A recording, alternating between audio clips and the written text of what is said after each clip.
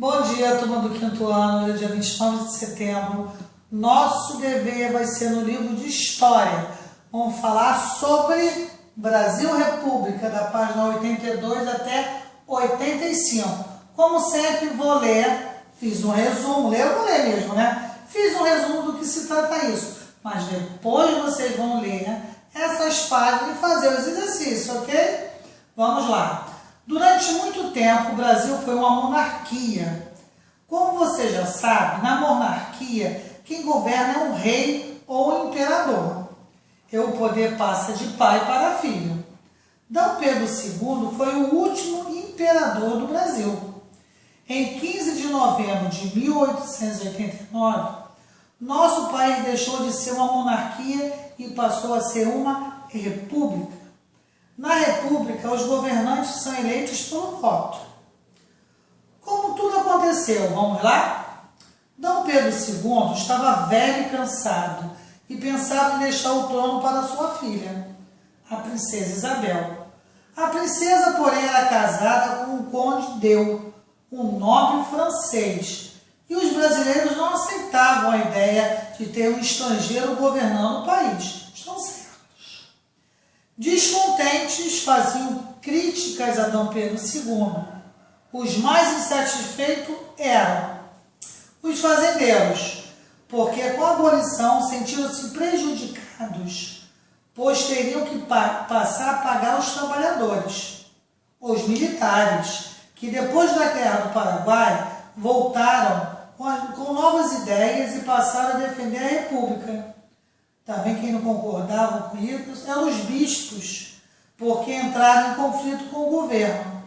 Eles acusavam D. Pedro II de proteger os padres que, desobedecendo às ordens da igreja, participavam de uma sociedade secreta, chamada maçonaria, da qual o imperador era membro. Mas em 1870, formou-se um novo partido, o Partido Republicano, do qual faziam parte homens notáveis desta época, como Benjamin Constant, Quintino Bocaiúva, Rui Barbosa, Campos Salles e outros. Associações como clubes e jornais divulgavam abertamente as ideias em favor da proclamação da República. Até que, no dia 15 de novembro de 1889, as tropas do exército, chefiadas pelo Marechal Deodoro da Fonseca, tomaram o poder, declarando o fim da monarquia. O povo viu as tropas desfilando nas ruas, mas não sabia do que se tratava, pois não participou diretamente do movimento. Somente os representantes das elites tomaram parte dele. A proclamação da nossa República, portanto, foi uma decisão militar e não teve a participação do povo. Ainda no dia 15 de novembro de 1889, a Câmara do Rio de Janeiro elaborou o documento da proclamação da República. O próprio Marechal Deodoro da Fonseca foi escolhido para ser o primeiro presidente da República. D. Pedro II recebeu uma mensagem pedindo-lhe que deixasse o país, junto com a sua família. Dentro de 24 horas tinha que sair do país. E no dia 17 de novembro, ele partiu para a Europa, onde morreu em 1891. Então, o que significa isso? Que em 15 de novembro de 1889, o nosso país deixou de ser governado por reis ou imperadores e passou a ser governado por um presidente, que foi o primeiro presidente, foi quem que eu falei? Marechal Deodoro da Fonseca. Então, a partir dessa minha leitura, dessa revisão, vocês vão fazer os exercícios, tá? Do livro, da página 82 até 85. Prestando atenção, releia de novo essas páginas para vocês fazerem o exercício, que eu volto daqui a pouco para corrigir. Mas leia para fazer, hein? Estou de olho em vocês. E aí, vamos corrigir? Página 83, número 1. Leia a carta de despedida de D. Pedro II ao povo brasileiro. Ela foi escrita antes de ele deixar o país com a sua família. À vista da representação escrita que me foi entregue hoje, às 3 horas da tarde, resolvo, cedendo ao império das circunstâncias, partir com toda a minha família para a Europa, deixando esta pátria, de nós tão estremecida, a qual me esforcei por dar constantes testemunhos entranhando amor e dedicação, durante quase meio século em que desempenhei o cargo de chefe de Estado.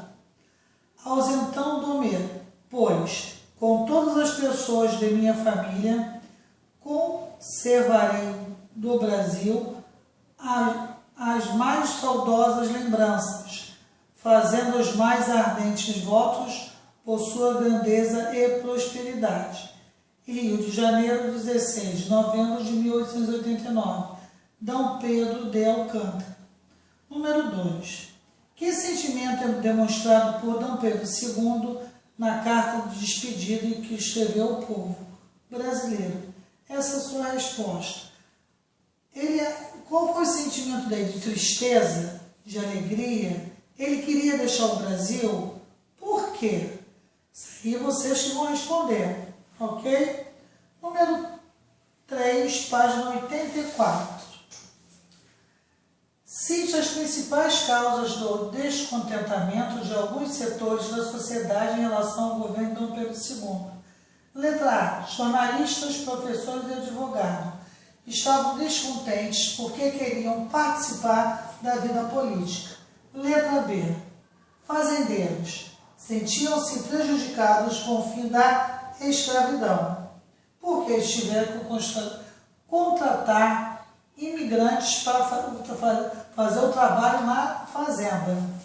Letra C. Militares queriam participar do governo e restabelecer a ordem no país. Número 4. Escreva a diferença entre a monarquia e a república. Monarquia é um regime político em que o governante é um rei ou imperador. E república, regime político em que os governantes são escolhidos através do voto em eleições periódicas, exercendo o mandato por um período determinado. Número 5. Numere os fatos na ordem que ocorreram. Bom, número 1. Muitos brasileiros mostravam-se insatisfeitos com a forma de governo da monarquia. Número 2. Foi proclamada a República. Número 3. Foi organizado um governo provisório representado pelo Marechal Deodoro da Fonseca. Número 4. O Marechal Deodoro da Fonseca entrou para a história como o primeiro presidente do Brasil. E o número 5. Foi promulgada a primeira Constituição da República. Então ficou assim a sequência. 5, 1, 3, 4, 2. Corrijam, que eu volto para terminar nossa correção.